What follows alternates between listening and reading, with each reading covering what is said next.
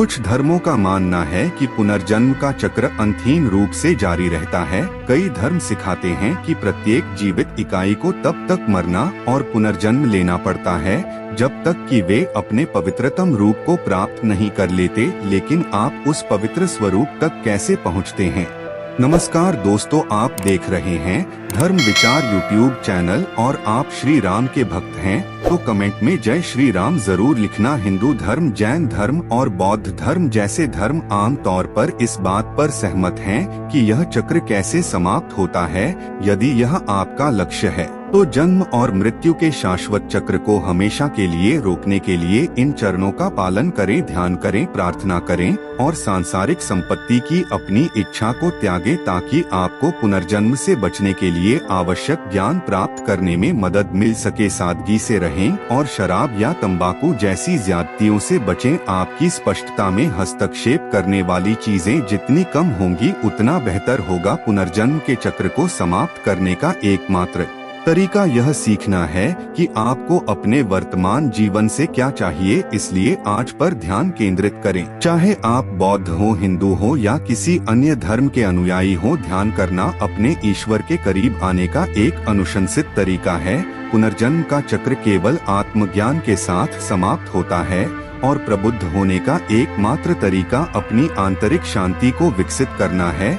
10 से 15 मिनट के ध्यान सत्र से शुरुआत करने या निर्देशित ध्यान टेप का उपयोग करने में कुछ भी गलत नहीं है। अभ्यास से अधिक समय तक ध्यान करना आसान हो जाएगा। यौवन, सौंदर्य, धन, पद और शक्ति की इच्छा ही यह सुनिश्चित करेगी कि पुनर्जन्म का चक्र जारी रहे। आप पहले से ही कई जन्मों और रूपों में ऐसा कर चुके हैं। यह आपको कहाँ ले गया? अब वापस क्षणभंगुर लौकिक और उथलेपन की ओर चीजों को वैसे ही स्वीकार करने से एक बड़ा आराम मिलता है जैसे वे हैं, और वह आराम सबसे अच्छा संकेत है कि आप आत्मज्ञान के करीब हैं। बौद्ध दुख को समाप्त करने के लिए अष्टांगिक मार्ग को पहचानते हैं। आपके पास सही समझ, विचार, वाणी, कार्य, आजीविका, प्रयास, ध्यान और एकाग्रता होनी चाहिए। सांसारिक इच्छाएं कभी भी ईश्वर से एकाकार होने की विलक्षण लालसा का स्थान नहीं ले सकती। एक हिंदू के लिए यह ईश्वर की इच्छा मानी जाती है। बौद्धों में निर्वाण यानी दुख के अंत की एकल लालसा विकसित होती है।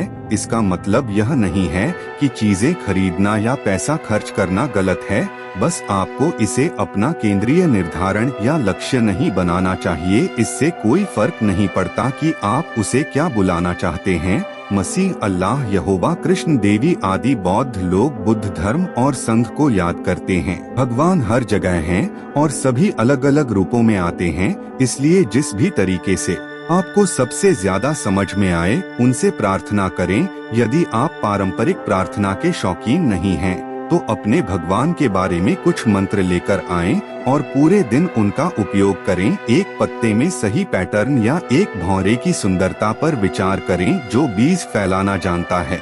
ये दैनिक जीवन में व्यवस्था के सरल उदाहरण है।